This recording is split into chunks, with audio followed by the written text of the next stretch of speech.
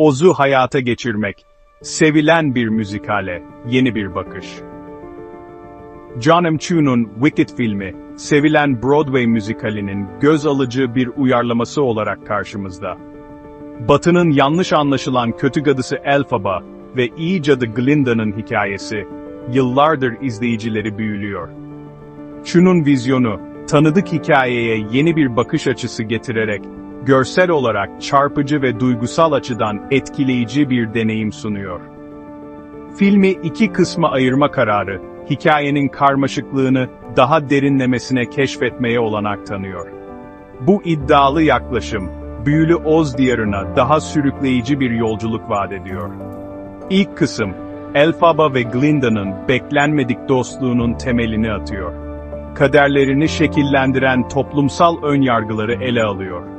İkinci bölümün ise, seçimlerinin sonuçlarını ele alması bekleniyor. İlk filmde ima edilen politik entrika ve ahlaki ikilemlere daha derinlemesine inilecek gibi görünüyor. Bu iki bölümlük yapı, müzikalin karmaşık olay örgüsünün daha kapsamlı bir şekilde uyarlanmasına olanak sağlıyor.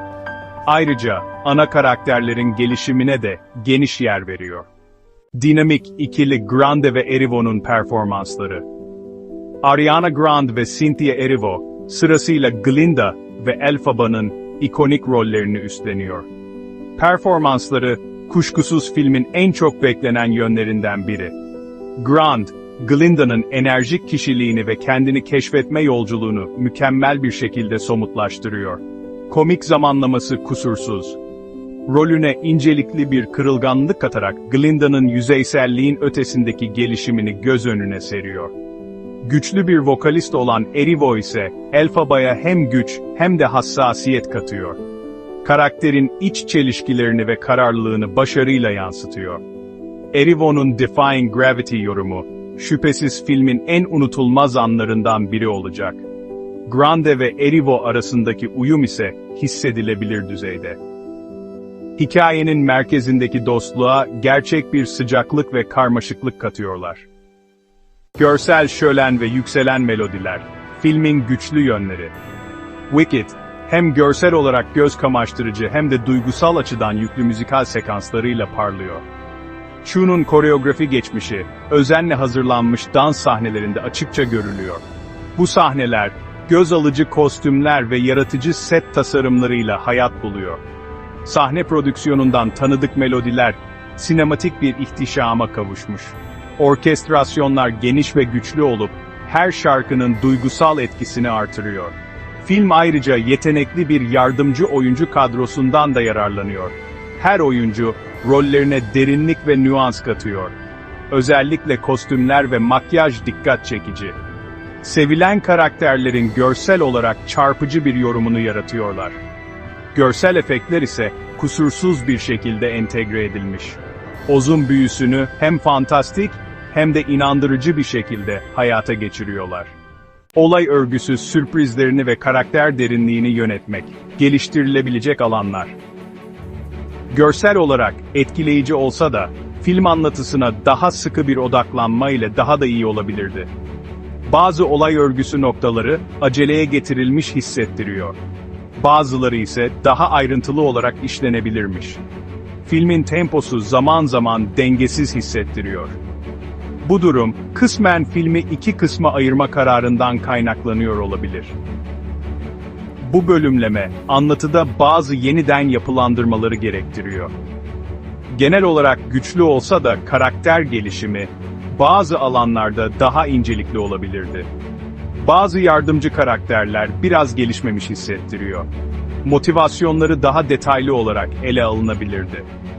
Film zaman zaman izleyicinin kaynak materyale aşinalığına fazla güveniyormuş gibi duruyor.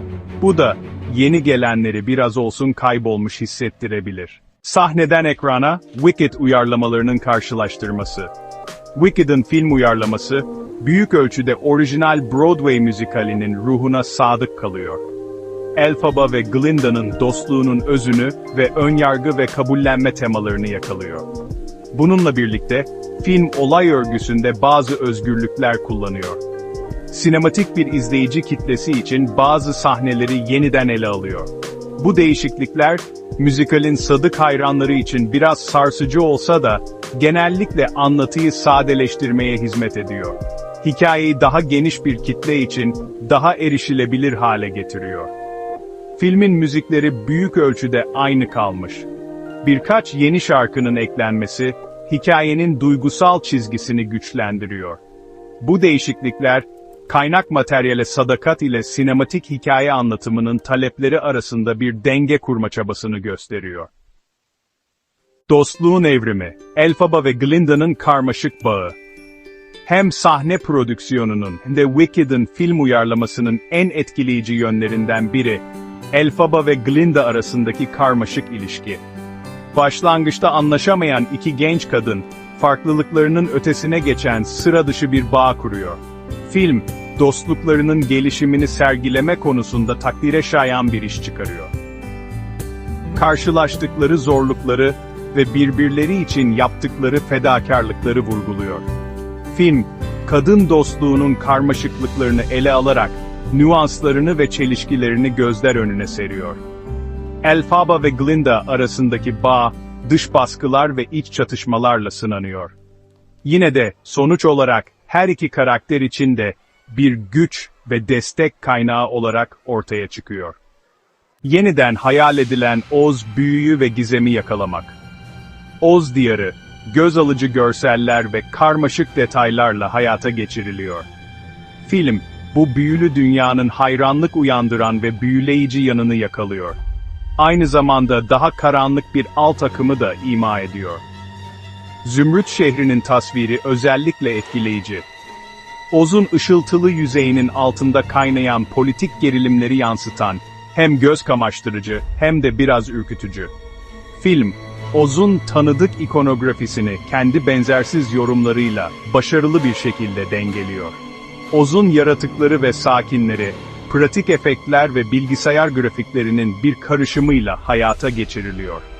Bu da görsel olarak uyumlu ve sürükleyici bir dünya yaratıyor. Filmin Oz'u görsel olarak temsil edişi, hem nostaljik bir saygı duruşu, hem de klasik bir ortama yeni bir bakış açısı sunuyor. Herkes için bir hikaye. Filmin yeni ve tanıdık izleyiciler üzerindeki etkisi. John M. Chu'nun Wicked'ı, hem müzikalin sadık hayranlarını, hem de Oz'a yeni gelenleri büyülemeye hazır. Hayranlar için, sevilen bir hikayeyi, yeni bir bakış açısıyla, tekrar ziyaret etme şansı sunuyor. Grande ve Erivo'nun performansları, görsel şölen ve duygusal derinlik, şüphesiz izleyicilerde yankı uyandıracak. Yeni gelenler için ise film, sihir, dostluk ve kendini keşfetme dünyasına bir giriş niteliğinde. Film kusurları olsa da, sonuç olarak Wicked'ın kalbini ve ruhunu yakalamayı başarıyor. Görsel olarak çarpıcı ve duygusal açıdan tatmin edici bir sinematik deneyim. Dünya sizi kötü olarak yaftalasa bile, dostluğun, kabullenmenin ve kendinize inanmanın kalıcı gücünün bir kanıtı.